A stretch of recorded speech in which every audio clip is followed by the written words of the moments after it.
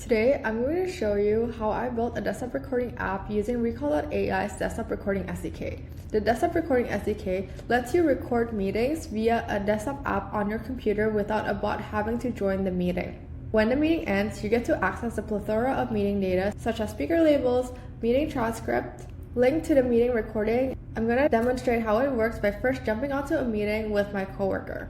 So I'm just I'm finishing up my distribution. Okay, let me know if you need help on anything and we can set up a meeting tomorrow. Yeah, sounds good. So the meeting ended and it's getting processed, and when it's done, the meeting link, summary, and transcript will all show here.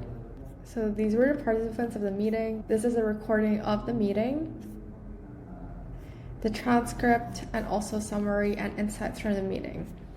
The full breakdown of how the Desktop SDK works will be explained in the blog that accompanies this video, and the full code lives in the GitHub repository that you can clone if you want to follow along.